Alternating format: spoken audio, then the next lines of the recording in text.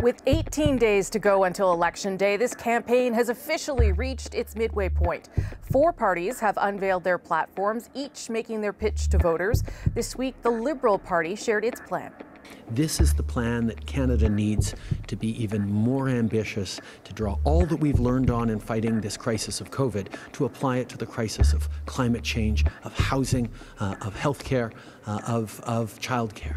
But the Conservatives and the NDP question just how new this plan really was. I think Canadians deserve better than that. Mr. Trudeau called the election and just recycled some promises he's already failed to deliver on from the previous election.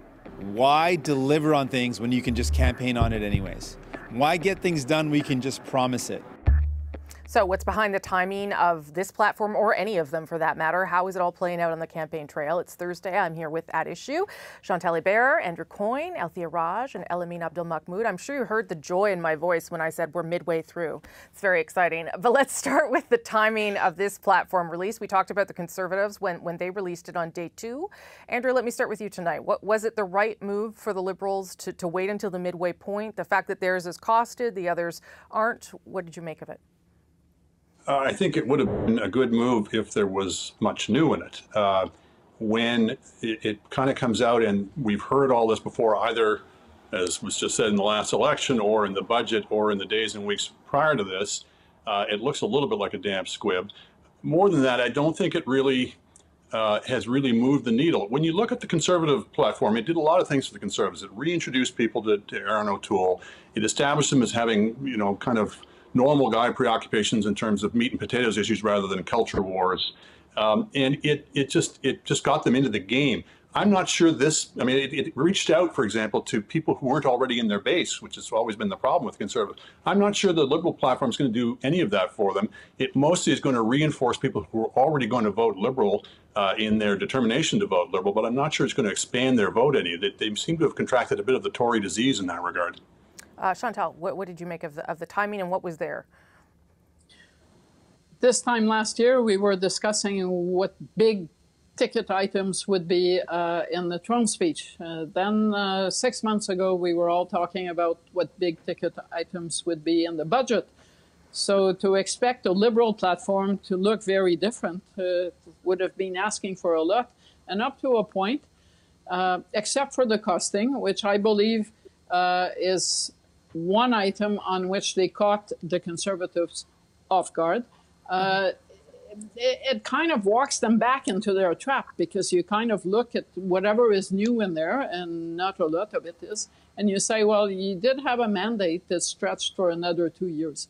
So you could have done all these things between now and the next election. That's basically... Yeah. Well, I mean, they did. It's hard to see what measures in there they would need a majority for. Sure. Yeah, if that's the argument. I mean, there was $78 billion in new spending. I don't know whether that required an election to go forward, given how much they spent through the pandemic, Althea. What stood out for you there? Well, I agree with everything that was said. I think Chantal's point is basically that they could have introduced all these measures, and there's many measures in a throne speech, for example, and likely the NDP would have supported them. I mean, there are a few new things that I think are designed to appeal to some segments of the voter base that some of the Conservative policies, for example, I think of the gig workers. The Liberals have a very similar plan to the Tories' plan on gig workers, but mostly for Canadians in rural areas, for young people, students, or people just coming out from post-secondary education. There are new measures there that I think are designed to make sure they don't bleed to other political parties. I think the costing was really important. Just to show that compare and contrast, like why the Conservatives did not even try to attempt to put a price tag on their own measures. And I mean, the likely reason is that they're looking for the parliamentary budget officer to give a price tag. And so they are not going to be like in 2015 when the NDP put out its costing. But Kevin Page, the former parliamentary budget officer, called it Swiss cheese, saying that their math was so terribly wrong. How could they possibly, I mean, the implication was how could they possibly govern? Right? The Conservatives wanted to avoid stories like that. I think it's completely natural that this platform is an extension of what the Liberals have been talking about for 2 years. It would have been a shocker if it wasn't, is it enough to change the tide? Probably would have been to their benefit to release it earlier, so candidates knocking on doors would have had something to talk about. What do you think, Elamine? Is it enough to push them into it, for them to get some momentum, I guess, because that's partly what this was supposed to do as well? No, not at all. I mean, like, are we going to be talking about this over the weekend? Or are people going to be talking about this, over the long weekend? No, I don't think so. It is not that kind of platform. Having said that, I think the expectations of wanting one shiny thing in this platform were not set by us. It was set by the Prime Minister when he launched his campaign, when he began this whole campaign by saying, this is a really important big moment. And so that's going to demand some important big thing. Well, what is that thing? We're sitting here halfway through this campaign, and that thing has not popped up. It is not in that platform. I think you're right to mention the $78 billion in new spending. I think that is something that people will pick up on in terms of saying this Liberal government is not going to be shy about spending money. But I think, like, if you thought they were shy about spending money, I don't know where you've been for the past 2 years. Okay, so if the platform isn't the thing, is some of the messaging we're hearing on the campaign trail the thing? And I want to play this clip of the Liberal leader in Sudbury this week, where again he faced, very, violent but threatening protesters, let's say vocal protesters, and his response was a little bit different. And I would like to hear your take on it. Here's what he said. Canadians made incredible sacrifices over the past year and a half, and Erin O'Toole is siding with them instead of with Canadians who did their part and stepped up. Andrew, what do you make now of how the Liberals seem to be using these protests for their political advantage? It's a pretty standard political play. If you're the subject of some terrible attack, you try to make yourself the mantle of dignity and resolve. I'm not sure they're going to succeed in what is evidently an attempt to turn the election into a referendum on anti-vax protesters. It'd be easy if one of the other parties was actually siding with these people, or indeed if these people were actually supporting any of the major parties. I would suspect they're probably fans of the People's Party. So Liberals are trying hard to do this, to try and connect this to the Conservatives. I don't think they're going to be successful in it, and particularly I don't think they're going to wipe away everything else that the election is about to just focus on this one issue. Chantal. I suspect that Ontario Premier Doug Ford, although it was a bit of a clumsy rollout by going for vaccine passports, kind of took a lot of energy out of the Liberal attack, because it would have been tempting to say, well, you can tell Erin O'Toole is with those people because look at all the Conservative premiers, except the premier of the largest province has just decided to have passports, vaccine passports, not coming across as someone who's saying, I don't really care that people are vaccinated. So I think this week, despite the clumsiness from Queen's Park, Erin O'Toole got an assist from Premier Ford. Except Erin O'Toole, I'm not sure how clear he's been on vaccine passports, but we sure know that he's not in favor of mandatory vaccination. He wants people to be able to choose. And I wonder if there isn't room there for the Liberals, Althea, to continue making that point. Well, the Liberals were hoping that part of the ballot question was going to be, who do you trust to finish the fight against COVID? Right. And the anti-vaxxers fit into that theme, and they fit into the theme perfectly for Justin Trudeau. So it's like he's inherited this perfect foil. And yes, the Conservatives, especially on Friday, they sent out a statement, and Mr. O'Toole has distanced himself, encouraging people to get vaccinated. But could he do more to suggest that this type of action is not acceptable, that these threats are not acceptable, that everybody should get vaccinated? I mean, just talking about the anti-vaxxers protest allows the Liberals to remind voters that Erin O'Toole is not in favor of having mandatory vaccinations on planes and trains.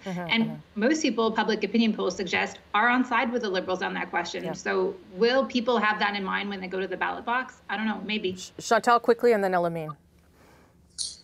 Or else the Liberals' play is really to push Erin O'Toole to keep repeating that he doesn't agree with anti-vaxxers, hoping to push more Conservative voters to Maxime Bernier's party, and so undermine the Conservatives. But otherwise, to tell you the truth, I don't think most people are going to go vote on whether they need to be vaccinated to take a train or a plane. Elamine, last point to you. I will say that it speaks volumes that even during the rollout of that platform, Trudeau was speaking immediately about those mandatory vaccines. And it's because they do want to return to that topic. It is the thing that got them a few headlines and a few, a bit of momentum right at the very start of the campaign. And so the idea of returning to that, it's like there's something there. And after trying lots of things for a week and a half, there was just not a lot there. So it makes sense that they would return to this. But also at the same time, I'm not sure that Erin O'Toole is the person that they're trying to paint him to be, or at least I think he's going to be able to say that fairly loudly and then kind of put this to bed.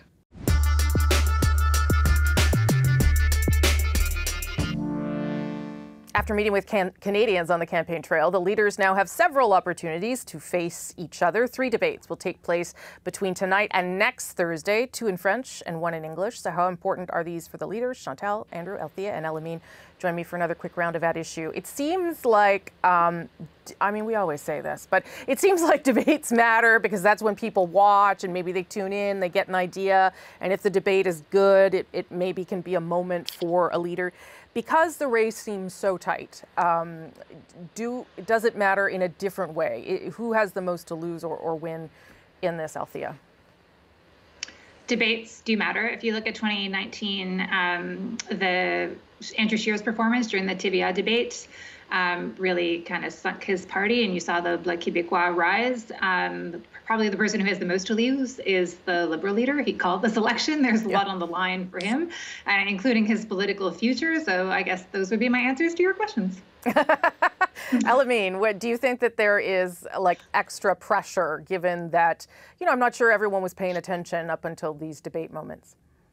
And I'm not sure anybody's paying attention going into this weekend either. But I will have to say that, at least at this stage, you can only lose. You can only lose in tonight's debate. And is there anything to be won? Yeah, and just sort of appearing to be competent and not the sort of villain that other parties are painting you to be. But debates are these kind of minefield where there's a lot more to lose than there is to win. And so I'm glad that these parties agree to them. But God, this particular round, I think is going to be quite treacherous.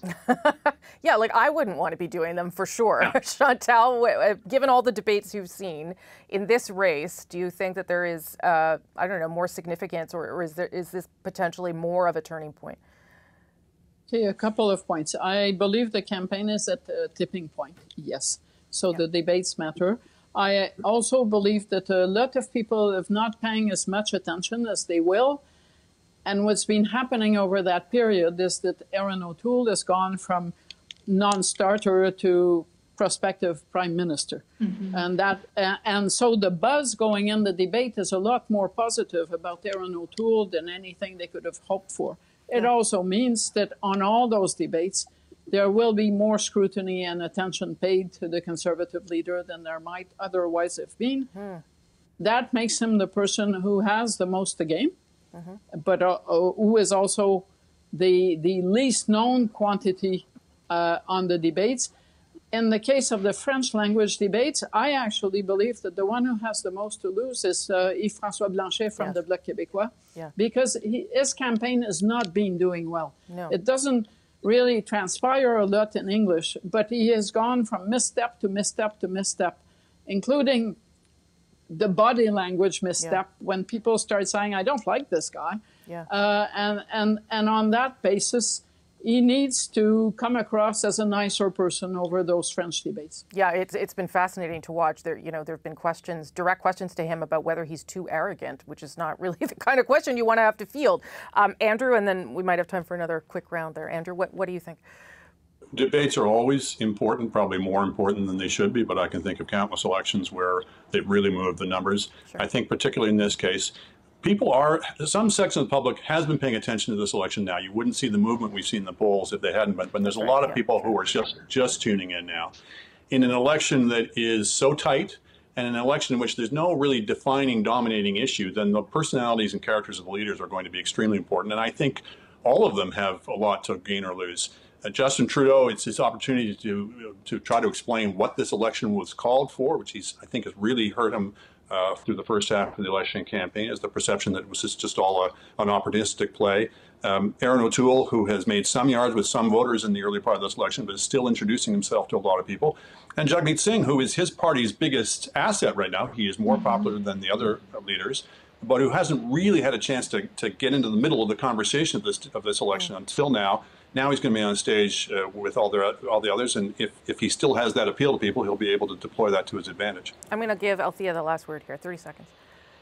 Okay. I don't think that all the parties have something to lose. I think there's lots to gain. I think Bloc Québécois, Jean-François Blanchet, has an opportunity to change the course. So to me, that's an opportunity to win. The Liberals haven't, I think, made the case for like what's at risk if they don't get reelected. That's an opportunity for them to do so. Yeah. And Jagmeet Singh, who Andrew is correct, actually polls better than even his party's brand.